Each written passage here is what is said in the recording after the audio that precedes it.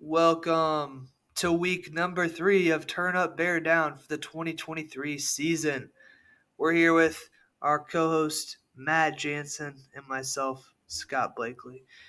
This week, the Chiefs are hosting the Bears, and we're both going to the game, so that's going to be really fun.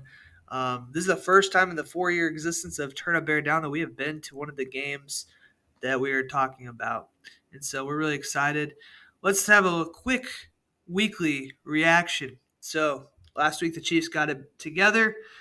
They beat the Jacksonville Jaguars 17-9. It wasn't necessarily the best game for them, but they're battling the heat, battling a decent Jacksonville squad, and came away with the victory. However, the Bears, also in Florida, did not win, but they did play the Bucs pretty closely until the pick six on a screen pass at the end of the game. And so the Bears are 0-2. Same play. Same play. Yep. Bears are 0-2. Chiefs are 1-1. This will be an interesting game for the sake that there are teams playing football.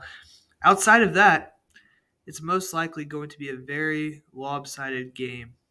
My big initial takeaway, or I guess not takeaway, but prediction is that the Chiefs will dominate in every area of the game, and at least we'll be there to watch it. What are your thoughts on this upcoming week and maybe some of the reactions of last week? I think we got a chance to see that teams like Dallas, San Francisco, and the Eagles are by far the cream of the crop in the NFC. They kind of had impressive victories and continue to look good. The Bills, Chiefs, Bengals, they're all, I think, teams that bounce back and needed to bounce back.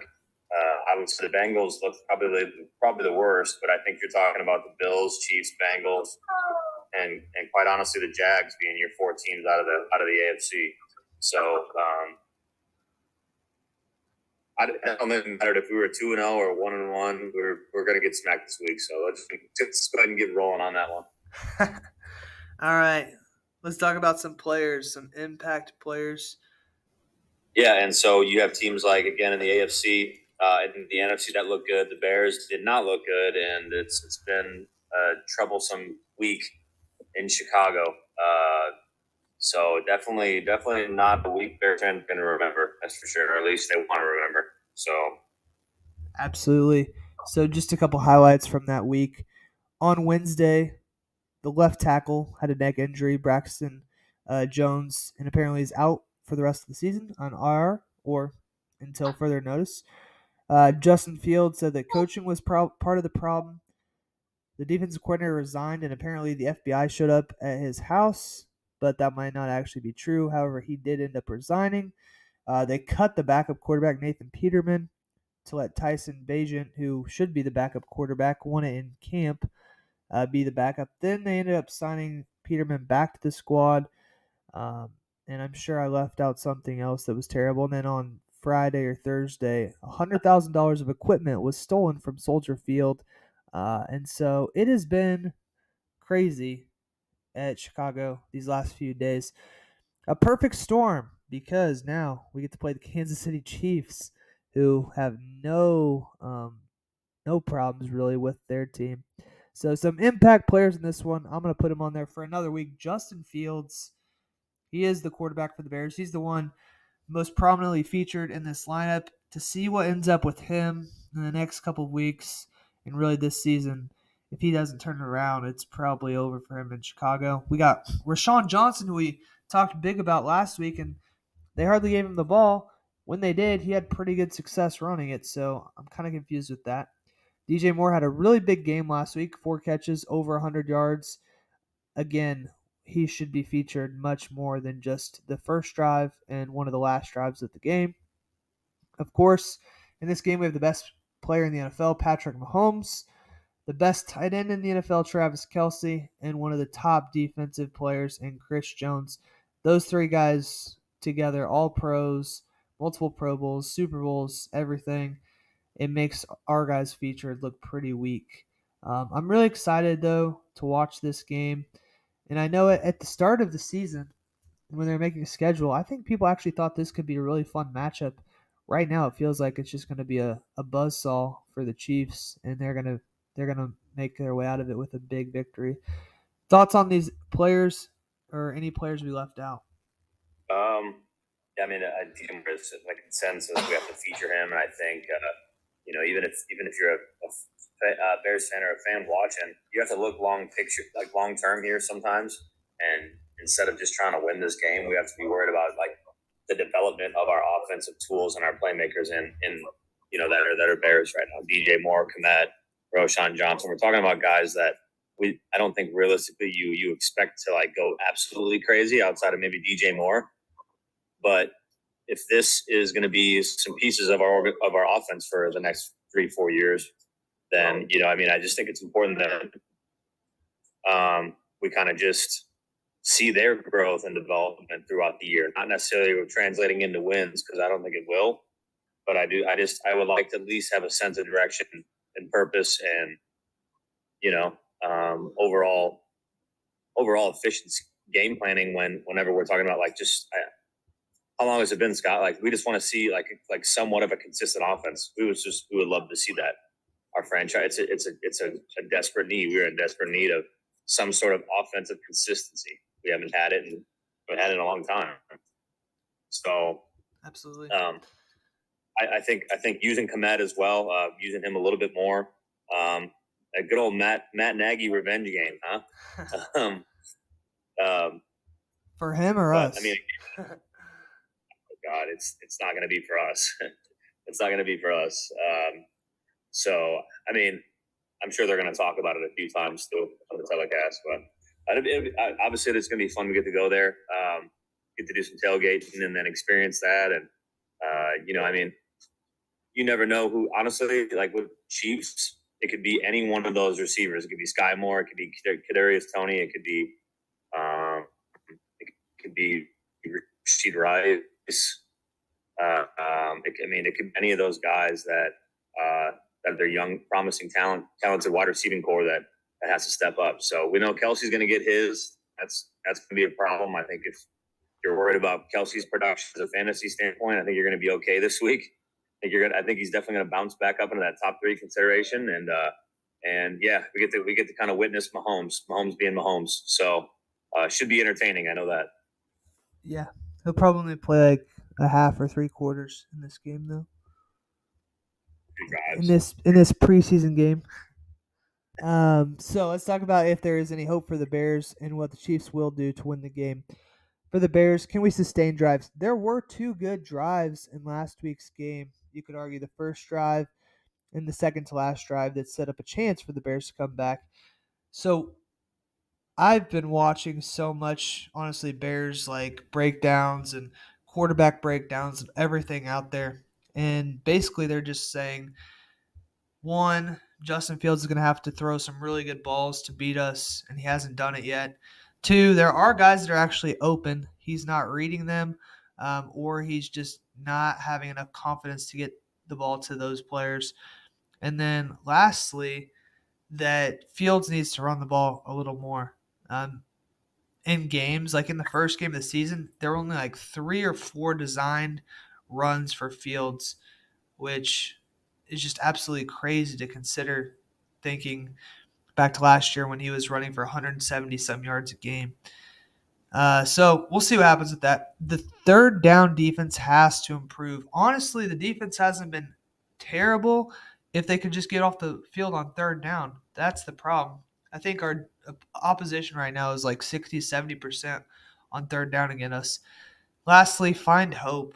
Like the way things are going with our franchise, I don't know that there really is much hope in what is going on. And so I hope that we can find a way to do something because it just feels like this game and this season is just not getting it done. And so going forward this week, let's find some. God, let me add on that. Yeah, So what you just said, I just hope that the player from getting the most out of these players that I do think have some untapped potential. And I think Justin Fields is a combination right now of of them trying to develop him as a passer at all costs, and then also him continuing to work through progressions. And three, he has not had a lot of time. So when you're hit in 3-4 seconds every time, it starts to mess with your internal timing, your internal clock. And I just don't think that we've been able to block good enough to just let things slow down for him yet. I think, like anything, it's just caused his progressions have to speed up for 2 games. And so, I mean, that's tough. Even on the great ones, that's tough. I mean, so I'm hoping that at this point he is maybe just a little bit more willing to pull it down and go just at this point. At this point, to just kind of get the offense going a little bit and sustain drives. And you obviously want to keep Patrick Mahomes off the field. So running the ball is going to obviously help. That's what everybody tries to do then. So. Yeah, I agree. I agree completely. I'm so tired of the same old that we're seeing. Um, Yeah. it looks like it's gotten worse is the problem. And you have the same offensive coordinator back, you have the same quarterback, you have a lot of the same pieces, and it feels like it should be better than it is. Um, but we could go on that route forever and into a deep dive, and maybe that's what we need to do. The other thing that I would say is for the Chiefs, look, if their standard offense, if they just do what they do, there is no way they don't win this game. Like if they scored 20, even if it's like 24 points, I don't see us scoring that much. We heard the last so many games we've played, we can hardly get into the 20s. If they win the field position battle, like we're not going to score a lot of points if we have to go 70, 80 yards consistently. And then lastly, like no giveaways. We've really struggled to get any takeaways this year. Last week we blocked the field goal, and it felt like a huge victory. We were up 7-3. We had the ball at midfield. Let's go down. Let's get another score. Couldn't get anything going. Starting field position was at midfield. So if we have no good field position, if we don't have any giveaways from the Chiefs or any takeaways, it's gonna be really hard for us to do anything special in this game.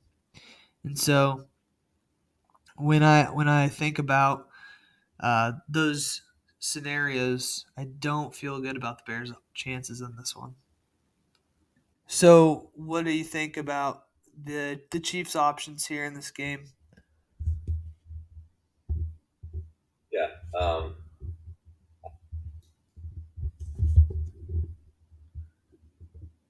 Quarterbacks either being blitzed or pressured. So it's a risk you take. Me personally, I would probably put. I just had him up. As far as matchup with Kelsey, I'm definitely putting Tremaine Edmonds on him, and then again, I'm going to have to bracket it. So if I watched the game at all when Kelsey wasn't there, and I know he wasn't, that's unfair. But if somehow you slow down Kelsey, you will slow down that offense. You will, because those guys cannot make like Scott Moore had a nice game last week for the Rasheed Rice caught a touchdown that first game, or I think it was maybe the second game. He's making plays. MVS is still a really good player. And they really haven't even used Jerick McKinnon. It's been weird. He's been really quiet, and he's kind of a Swiss Army knife back there. So Yeah. they have talent at every level. But from the Bears standpoint, you have to slow down Kelsey. If you do not slow down Kelsey, it's going to be a track meet. So Tremaine Edmonds, and then you're going to have to double him. You're going to have to bracket him, double him, get him off the line, get him. Just try to get him rattled. But Chiefs offense is still going to get up, man. Bears are just going to have to. We really haven't been really explosive this year. And if you look back to last year, a lot of our explosive plays, honestly, not a lot, but I bet you at least around 20 to 25% of them are from Justin Fields' runs, just scrambles, Absolutely. So, sustaining long drives, running the ball, and getting some chunk plays, I think are just a few ways that either team is going to really be able to separate themselves in this game, or really kind of Chicago having early scoring somehow and then trying to run some clock and just trying to shorten that game down. So I don't think we're not built to win a shootout. Kansas City is. They've done it a million times, and they win those shootouts. So, you know, Absolutely. and as far as on defense, like I already said, you just have to get them home. So whether it's with 4, if you're lucky, but mostly there's going to have to be some different blitz stuff in. And I think if Eberf loses home, those are my face right now. All right. So, yeah, we got the laughing. You know what that means? That means time for the stumper. What's the stumper for today? All right. So the stumper is, again, we're gonna compare the two organizations. There have been I would say the last 20, 30 years between the two franchises. There have been 6 players that have played with the Chiefs and the Bears. Okay, 5 of them are quarterbacks. Since it's week 3, I need you to name me 3 quarterbacks out of those 5 that were both Chiefs and Bears. And then I have another question after that. 3 quarterbacks are both Chiefs and Bears. Chase Daniel would be one of them. He's now a co-host of NFL Network. I just saw that.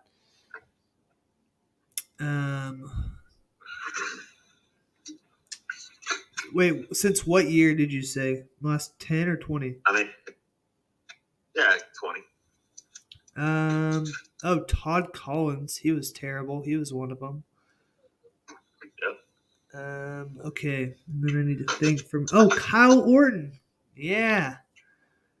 Good old Kyle Orton. Kyle Orton is the third. Yeah. The other 2, Nick Foles and Dave Craig. Oh, wow. So there's only been 5? That's fine.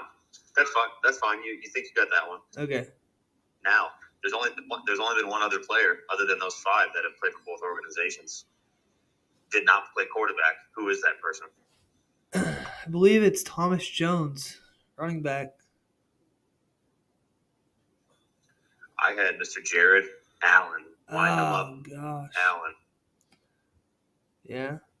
Is Thomas Jones right, though? No, I didn't have Thomas Jones. Oh. Incorrect, sir. Are you sure? You are stumped.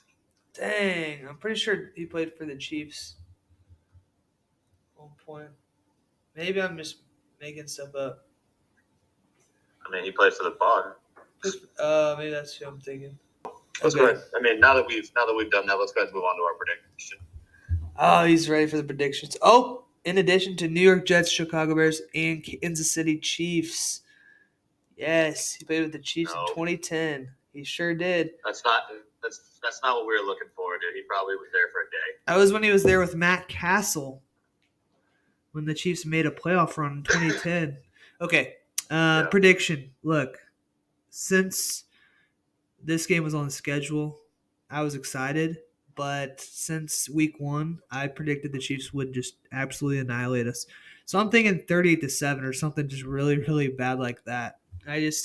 Even if Fields and the team play well, we're still going into Arrowhead, a team that is they had a surprise loss to the Lions, a game they probably should have won. There were a couple plays that didn't go their way, a couple dumb pick sixes and drops. Then they kind of got it right against the Jaguars. Now they're going to be full force, ready to dominate the Bears. So I'm saying something like 38-7. Maybe if we get lucky, 28-14, but I just don't see that going well. We were texting the other night. We're in a dumpster fire situation right now. So what are you thinking? Yeah. I'm going to go 38-13 Kansas City. I think maybe what starts out slow turns out into a sloppy one. And, just on that side note, make sure you're hitting the KC spread at 12.5 points and the Miami Dolphins at 6.5 tomorrow on the Sunday slate. Yeah. Ladies and gentlemen, that's Jano's locks of week 3. I saw a joke. I have to say this. Somebody was tweeting. It was a Bears beat reporter, and he said the Chiefs open as 38.5-point favorites against the Bears next week.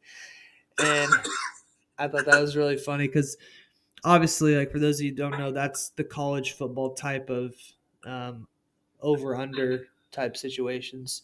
Or not over-under, but spreads for college football games would be like Bama, 38.5-point favorites over Tulane or something like that. So, but comparing the Bears to a college team. So, That being said, That's fair.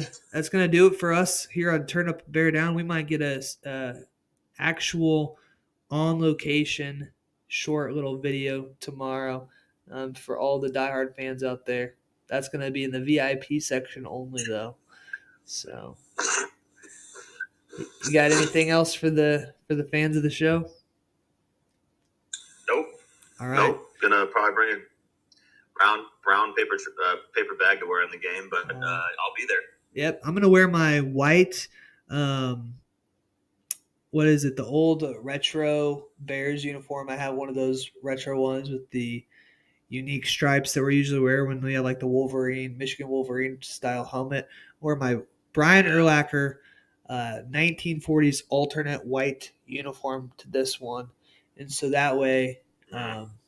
Even though I'm there, I won't get harassed too much because you can't really tell that that's even a Bears uniform, other than the navy numbers and a little bit of orange. So it'll look like a Platte County jersey. Absolutely. So no, yeah, I'll be rocking the blue JF1. Blue JF1, just simple. So good for you. Maybe I should switch to the orange JF1 jersey. I don't know. I don't know right now. That jersey's been owned too, so I feel like I need to switch it up. But yeah. Yep. Well, that'll do it for us on Turn Up, Bear Down. We'll see you next week, Bears fans and fans of football.